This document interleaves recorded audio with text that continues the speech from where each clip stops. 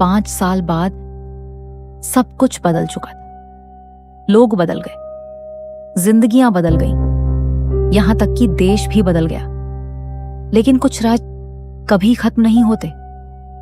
America की भीड़-भाड़ वाली सड़कों के ऊपर बने अपार्टमेंट की खिड़कियों से सुबह की धूप धीरे धीरे अंदर आ रही थी। बारिश अब जा चुकी थी, डर अभी भी मौजूद था, बस छुपा हुआ। और कई सालों बाद पहली बार जिंदगी लगभग सामान्य दिख रही थी। रसोई के अंदर रूही चुपचाप नाश्ता बना रही थी। धीमा म्यूजिक बैकग्राउंड में बज रहा था। कॉफी की खुशबू पूरे अपार्टमेंट में फैल चुकी थी। डाइनिंग टेबल पर बैठी थी अक्षा। अब वो सिर्फ अक्षा नहीं थी, वो अब एस्ट्रोफिजिक्स और क्वांटम फिजिक्स की प्रोफेसर बन चुकी थी। और उसके बगल में बैठा था हर्ष, 6 साल का, शांत, धीरे धीरे अपना ऑमलेट खा रहा था। उसकी हर हरकत अलग थी, सावधान, सोची समझी।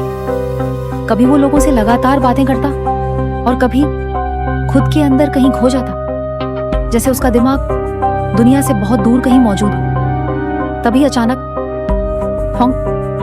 स्कूल बस आ चुकी थी। रूही तुरंत हर्ष का बैग उठाकर उसके साथ नीचे भागी। हर्ष चुपचाप बस में चढ़ गया, लेकिन अंदर जाने से पहले वो कुछ सेकंड के लिए रूही की तरफ देखता रहा। ना मुस्कान, ना कोई शब्द, बस देखता रहा, जैसे कुछ कहना चाहता हो, लेकिन कह नहीं पा रहा था।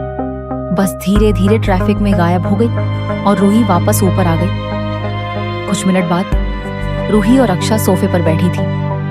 टेबल पर रखी कॉफी ठंडी हो चुकी थी। कमरा पहले से ज्यादा भारी लग रहा था। फिर आखिरकार अक्षा बोली, रूही, 5 साल हो गए। 5 साल से हम छुप रहे हैं सबसे, और सबसे बड़ी बात, हम हर्ष से भी सच छुपा रहे हैं। कुछ सेकंड की खामोशी, क्या ये सही है? रूही कुछ पल शांत रही, फिर धीरे से बोली, मुझे नहीं पता सही क्या है, गलत क्या है। मुझे बस इतना पता है, मुझे अपने बेटे को बचाना है, और उसके लिए मैं कुछ भी कर सकती हूँ। कमरे में खामोशी फैल गई। नहीं, ये सिर्फ खामोशी नहीं थी। ऐसा लग रहा था जैसे खामोशी खुद चीख रही हो। अक्षा ने धीरे से उसकी तरफ देखा। अपने बच्चे को बचाना गलत नहीं है, और सच कहूं तो मुझे तुम पर गर्व है, लेकिन ऋषभ का क्या? रूही की आंखें नीचे झुक गई।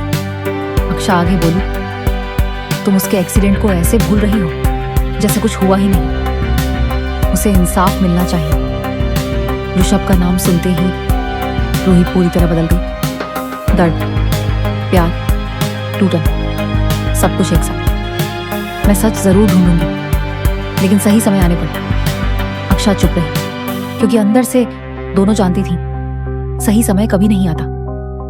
तभी अचानक अक्षा का फोन वाइब्रेट हुआ। उसने स्क्रीन देखी और तुरंत मुस्कुरा दी। रूही समझ गई, क्लिंटन। अक्षा हल्का सा शर्मा गई। पिछले 5 सालों में कुछ अनपेक्षित हुआ था। अक्षा और क्लिंटन को एक दूसरे से प्यार हो गया था, और 3 महीने बाद दोनों शादी करने वाले थे। और सबसे अजीब बात, दोनों को मिलवाने वाली इंसान खुद रूही। कई सालों बाद जिंदगी में खुशियां वापस आई थी। कम से कम उन्हें ऐसा ही लग रहा था। LASCA रिसर्च सेंटर, रात, मैन केव, पूरा कमरा अंधेरे में डूबा हुआ था। सिर्फ एक टेबल लैंप जल रहा था। एक आदमी कुर्सी पर बैठा था, लेकिन उसका चेहरा अंधेरे में छुपा हुआ था। उसकी आवाज पूरे कमरे में गूंजी, क्या रूही और हर्ष का पता चला? मुझे वो दोनों हर हाल में चाहिए। दरवाजा खुला, अंदर आया रोहित, पहले से ज्यादा थका हुआ, लेकिन उसकी आंखों में अभी भी अपराध बोध जिंदा था। हमने पूरी कोशिश की, लेकिन अभी तक कोई सुराग नहीं मिला। हम अभी भी ढूंढ रहे हैं। अंधेरे में बैठा आदमी थोड़ा आगे झुका। मुझे बहाने नहीं चाहिए, मुझे रिजल्ट चाहिए। कमरा फिर शांत हो गया, लेकिन इस बार अंधेरा खुद जिंदा लग रहा था। अक्षा घर वापस आई, बहुत खुश, बहुत ज्यादा खुश। अंदर आते ही वो सीधा रूही के पास गई। मेरे पास गुड न्यूज है। रूही मुस्कुराई। क्या हुआ? अक्षा ने अपना हाथ आगे किया। रिंग। रूही की आंखें बड़ी हो गईं। क्लिंटन ने प्रपोज किया? अक्षा ने मुस्कुराते हुए सिर हिलाया। कई सालों बाद सब कुछ सामान्य लग रहा था, सुरक्षित, इंसानी। रूही मुस्कुराई। तो आज सेलिब्रेशन होगा? इतने सालों बाद खुशियां वापस आई हैं और शायद यही वजह थी कि किस्मत ने फिर से खेल खेलना शुरू कर दिया। Knock knock. दरवाजे पर कोई था। रूही ने दरवाजा खोला। बाहर क्लिंटन खड़ा था, हाथ में शैंपेन की बोतल। रात धीरे धीरे खूबसूरत होने लगी। डिनर, हंसी, म्यूजिक, यहां तक कि हर्ष भी आज सामान्य से ज्यादा शांत लग रहा था। पहली बार वो सब एक परिवार जैसे लग रहे थे। कुछ देर बाद अक्षा अचानक खड़ी हो गई। चलो क्लब चलते हैं। सब मान गए। बारिश शहर की सड़कों पर चमक रही थी। क्लिंटन कार चला रहा था। अक्षा उसके पास बैठी मुस्कुरा रही थी।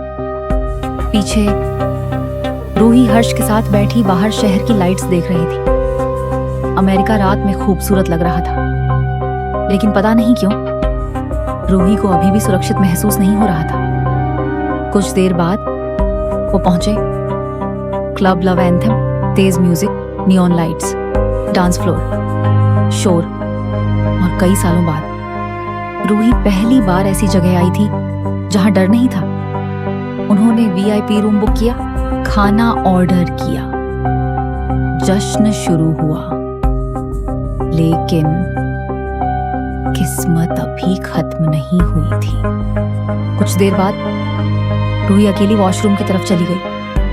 नीली और बैंगनी लाइट्स पूरे कॉरिडोर में चमक रही थी। तेज म्यूजिक गूंज रहा था। फिर अचानक रूही रुक गई। बार के पास एक आदमी खड़ा था, लंबा, शांत, जाना पहचाना, ऋषभ, उसका पति।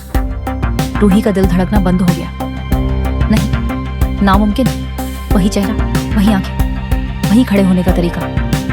रूही भीड़ को धक्का देती हुई उसकी तरफ भागी, लेकिन जब वो वहां पहुंची कोई नहीं था, कुछ भी नहीं। वो आदमी गायब हो चुका था पूरी तरह। रूही घबराकर इधर उधर देखने लगी।